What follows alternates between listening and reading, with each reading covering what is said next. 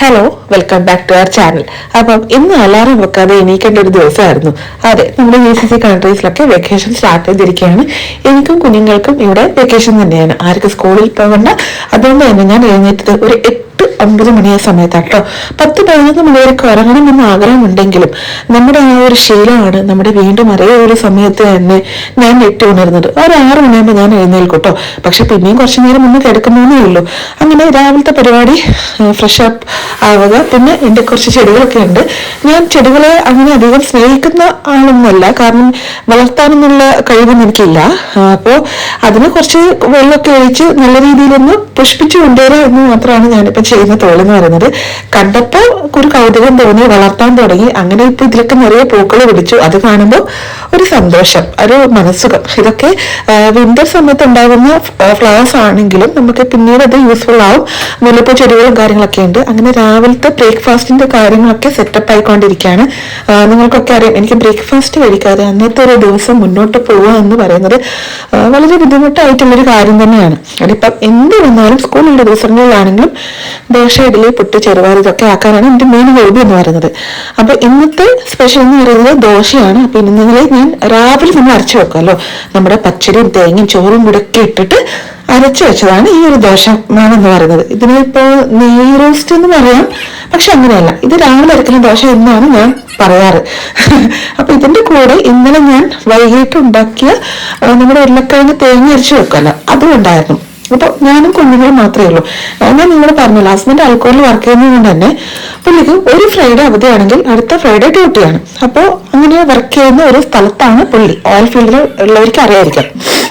അപ്പോൾ ഞാൻ രാവിലത്തെ ചായയുടെ കാര്യങ്ങളൊക്കെ തുടങ്ങുന്നതിന് മുന്നേ ഒരു ഗ്ലാസ് ചൂടുവെള്ളം കുടിക്കുന്ന ശീലം ഉണ്ടെന്ന് നിങ്ങൾക്ക് എല്ലാവർക്കും അറിയാലേ. നമ്മുടെ വെയിറ്റ് ലോസ് ഡേനൊക്കെ ഞാൻ സ്റ്റാർട്ട് ചെയ്യാൻ പോവാണ്. അതിന്റെ മുന്നോടിയായിട്ടാണ് ഞാൻ വീഡിയോ ഇട്ടത്. എന്തായാലും ചെയ്യാൻ പറ്റും എന്നുള്ള കോൺഫിഡൻസ് എനിക്കുണ്ട്. അപ്പൊ കുഞ്ഞുങ്ങൾക്ക് ഫുഡ് കൊടുക്കുകയാണ്. ഇത് നിങ്ങൾ പുതിയ റൂമിലോട്ടാണ് ഷിഫ്റ്റ് ചെയ്തത് കേട്ടോ.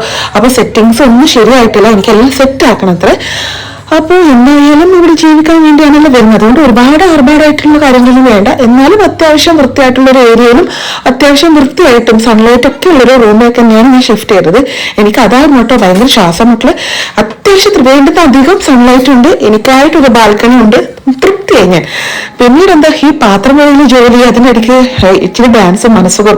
ഞാൻ സത്യം പറയാലോ, എൻ്റെ ഒക്കെ ഒരു പോസിറ്റിവിറ്റി എന്ന് പറയുന്നത് ഇതൊക്കെ തന്നെയാണ് കേട്ടോ. ആരെന്ത് എന്നെ കുട്ടി നെഗറ്റിവിറ്റി പറഞ്ഞാലും ഞാൻ ഒന്നും മൈൻഡാക്കാറില്ല. കാരണം അതിന് നേരെ തിരിച്ച് അവർ അവിടുന്ന് കള്ളത്തരം ചെയ്യുന്നുണ്ട്, അതെനിക്കറിയാം. പിന്നെ ഞാൻ എന്തിനേയും പേടിക്കണേ. അപ്പൊ പണിയൊക്കെ കഴിഞ്ഞ് ഞാൻ എന്താ മാംഗോ ജ്യൂസ് കുടിച്ചു. ഇങ്ങനത്തെ ഒരു നല്ല അടിപൊളി ഔട്ട്ഫിറ്റ് ഇട്ടു കേട്ടോ. അടിപൊളി കളിക്കുന്നതല്ല എനിക്കറിയാം. അതിനുശേഷം ഉച്ചക്കത്തെ ലഞ്ച് എന്ന് പറയുന്നത് ചോറും ഒരു പപ്പടവും ഒരു മുട്ട പൊരിച്ചതും കുറച്ച് അച്ചാറും. ഇന്ന് അതൊക്കെ മതി, കാരണം വൈകിട്ട് ഞാൻ ബിരിയാണി ഉണ്ടാക്കാൻ പോവാണ്. അങ്ങനെ വീടൊക്കെ സെറ്റാക്കി വൃത്തിയാക്കി ചിക്കനും വെള്ളത്തിലിട്ട് ഞാൻ ഇച്ചിരി നേരത്തെ ഇറങ്ങി. ഇതാണ് ഇറങ്ങി എഴുന്നേറ്റെന്റെ കോലം. ഇച്ചിരി നേരം അത് കഴിഞ്ഞിട്ട് വൈകിട്ട് പുറത്തിറങ്ങി ഒരു ഗ്ലാസ് ചായ കുടിക്കും. എൻ്റെ സാറേ എന്തൊരു സുഖമാണെന്നറിയാം.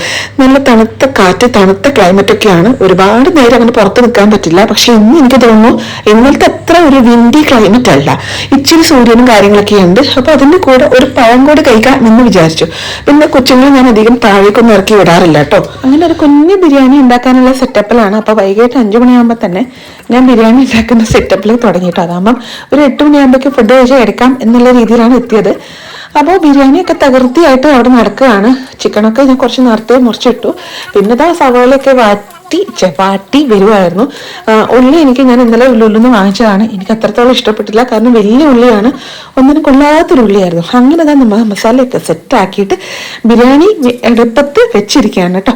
ഇനി ഇതൊക്കെ കഴിഞ്ഞ് ഇതിന്റെ കൂടെ തന്നെ ഒരു ചിക്കൻ ഫ്രൈയും വെച്ച് കുട്ടികളുടെ ഒരു സന്തോഷത്തിന്, അവർക്കൊന്നും ബിരിയാണി വലിയ താല്പര്യമൊന്നുമല്ല എങ്കിലും ചെയ്തു. അതിനുശേഷം ഞാനിന്ന് കുളിച്ചു, പോയി വിളക്കൊക്കെ കത്തിച്ചു, കുട്ടികളെയും വിളിച്ച് പ്രാർത്ഥിച്ചു. അത് ഞാൻ എപ്പോഴും ചെയ്യുന്ന ഒരു ശീലമാണ്. 2 പേരെ ഞാൻ വിളിച്ചിരുത്തി 1 മിനിറ്റ് നെറ്റ് ഓഫാക്കി TV-യിൽ സന്ധ്യാദീപം വെച്ചിട്ടാണ് ഇപ്പോൾ ഞാൻ ചെയ്യുന്നത്. സന്ധ്യാസമയത്ത് ചിക്കനും ഇതൊന്നും വെക്കരുത് എന്നാണ് എൻ്റെ അമ്മമ്മ പറയാറുണ്ട്. എങ്കിലും നാളത്തേക്കുള്ള പ്രിപ്പറേഷൻ ആയിട്ടാണ് ഞാനത് വെച്ചിരിക്കുന്നത്. ദൈവമേ ക്ഷമിക്കുക. അതിനുശേഷം മുടിയൊക്കെ ഒന്ന് വാരി സെറ്റാക്കി കുറച്ചു നേരം ഒന്ന് ചുമ്മാ റിലാക്സ് ചെയ്തിരുന്ന് കുഞ്ഞുങ്ങൾക്ക് ഫുഡും കൊടുത്ത് ഇന്നത്തെ ഡേ ഞാനങ്ങ് അവസാനിപ്പിക്കാൻ പോവാണ്. ഇതിൻ്റെ ഇടയ്ക്ക് തുടക്കലും അടിക്കലും വാരലൊക്കെ ഉണ്ട് കേട്ടോ. അപ്പം ഇന്നത്തെ ഡേ ഇത്രയേ ഉള്ളൂ. പുതിയൊരു വീഡിയോ ആയിട്ട് നമുക്ക്